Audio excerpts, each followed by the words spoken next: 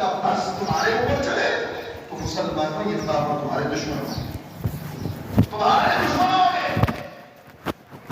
اور دوسری وجہ اللہ تعالیٰ نے کہی وَيَبْسُطُ إِلَيْكُمْ أَيْدِيَهُمْ وَأَلْسِنَتَهُم بِالسُّوءِ، یہ کافر اپنے ہاتھوں کو بھی اپنی زبانوں کو بھی تمہاری طرف پھیلائیں گے برائی کے ساتھ۔ کیا مطلب؟ زبانوں کو بھی تمہارے خلاف استعمال کریں گے، ہاتھوں کو بھی تمہارے خلاف استعمال کریں گے اگر ان کا بس چلے۔ کرتے ہیں نہیں کرتے؟ زبان کو استعمال کر رہے ہیں، کافی دیر کی کر رہے ہیں، اسلام کے اوپر طرح طرح کے اعتراضات کافر کرتے ہیں، مسلمانوں کو پالن کرنے کے لیے، مسلمانوں کو دین سے دور کرنے کے لیے، مسلمانوں کے دلوں کے اندر بدگمانی پیدا کرنے کے لیے طرح طرح کے اعتراضات، اشکالات پیش کریں۔ آج ہماری مساجد اگر ویران ہیں، آج ہماری مساجد کے اندر اگر لوگوں کا اتنا ہجوم نہیں ہے، نوجوان نسل پڑھا لکھا طبقہ اتنا نہیں ہے کہ کافروں کے شکوک و شبہات کی وجہ سے لوگ سمجھتے دین میں کیا ہے، دین میں کیا ضروری ہے، دین کے اندر کیا ہے، علماء کی کیا حیثیت ہے، یہ مساجد سے کیا ملے گا۔ یہ سارا ذہن تیار ہوا ہے ہمارا جو نظام تعلیم ہے، سکولوں کالجوں کے اندر پڑھایا جانے والا سارا کورس ہے، اس کے اندر بھی انداز بدل بدل کے اسلام کے حوالے سے شکوک و شبہات پیدا کیے گئے۔ حتیٰ کہ آپ غور کریں، ضرور آپ میری بات کی تصدیق کریں گے، جو آدمی یونیورسٹیوں کالجوں کا پڑھا لکھا ہے نا، اس کے دل کے اندر صحیح دینی عقیدت آپ کو نہیں ملے گی۔ آپ اس کو کوئی چیز پسند ہے جو کافروں کی ہے، وہی انداز پسند ہے جو کافروں کو ہے، اس کو یہ سادہ دینی حلیہ اس کو گوارا نہیں ہوگا۔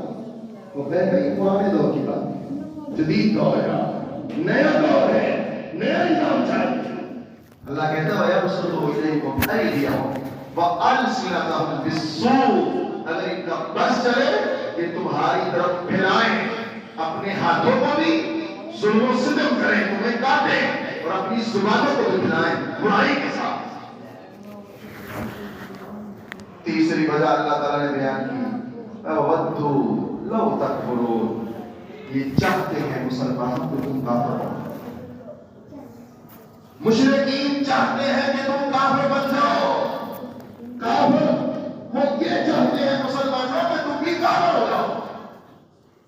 محترم، ہمارے ملک کے اندر دین بدین ہمارے ملک میں نہیں اور کئی ممالک میں بھی ہے، لیکن میں اپنے ملک کی بات اس لیے کرتا ہوں، ہم اس وطن کے باسی ہیں، دین بدین برائی کے جال بچھ رہے ہیں، فتنوں کے جال بچھ رہے ہیں، بغیر کی بے حیائی دن بدن عروج پہ جا رہی ہے، شرک و بدعت کے آئے دن نئے دبائے ہیں۔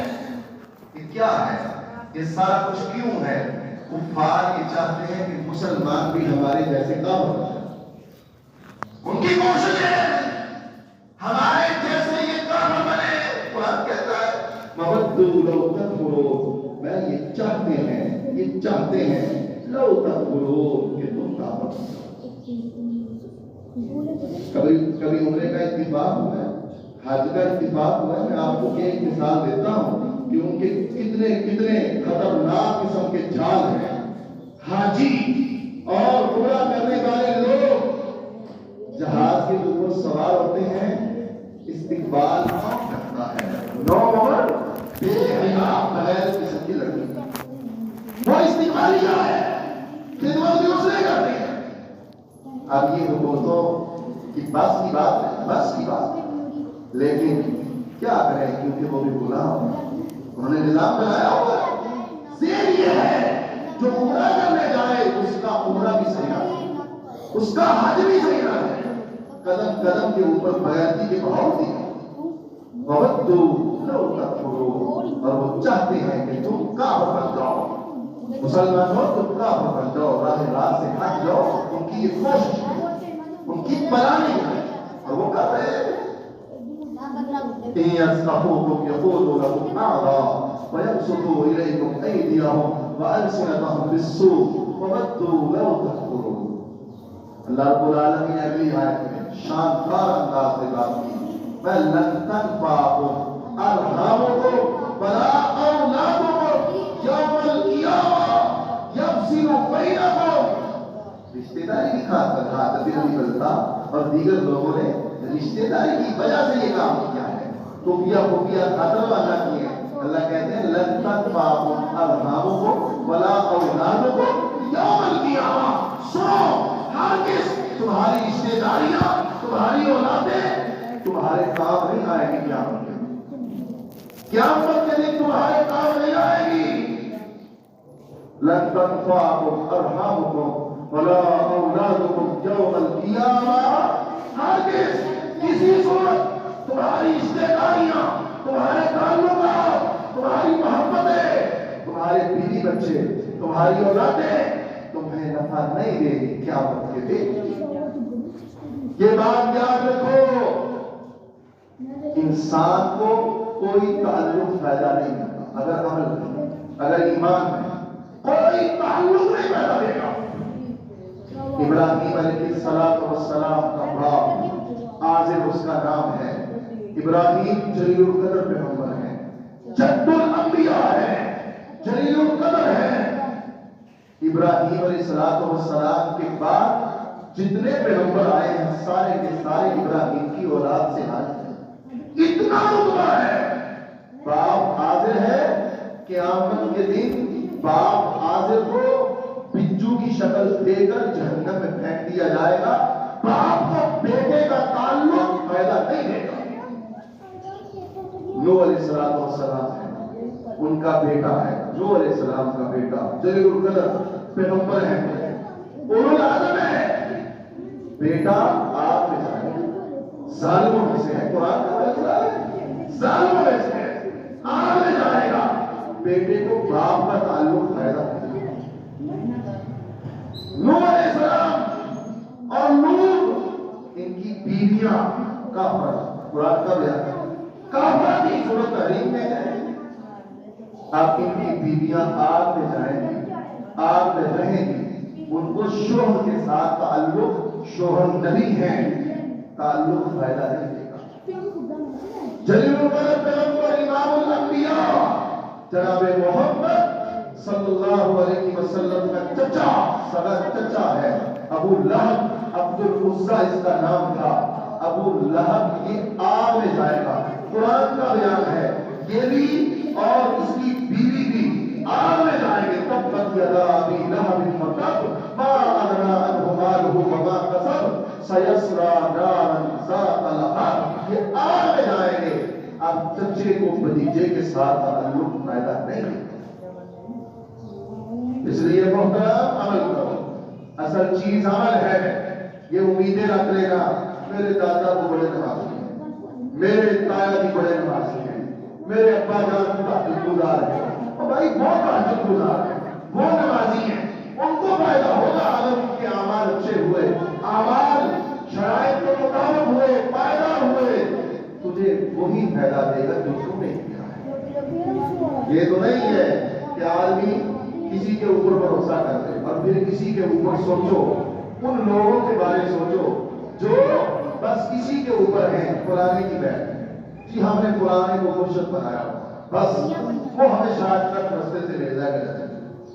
ہم نے فلانے کو اپنا پیر بنایا ہوا ہے, ہم اس کے ہاتھ کے اوپر بیٹھ ہیں.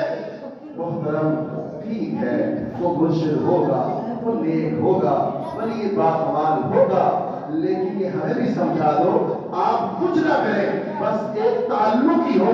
اس تعلق کی وجہ سے آپ کا بیڑا پار ہو جائے. یہ کیسے ہو سکتا ہے؟ اگر تعلق کام آتے تو جو میں نے واقعات آپ کو بیان کیے ہیں یہاں پھر تعلق کام آتے کیونکہ تعلق کس ذات سے ہے؟ وہ ذات نبی ہے, رسول ہے, لیکن تعلق آپ نہیں آیا. لن تنفعکم ارحامکم ولا اولادکم یوم القیامہ. میں ہرگز تمہیں تمہاری رشتہ داریاں اور تمہاری اولادیں فائدہ نہیں دے گی.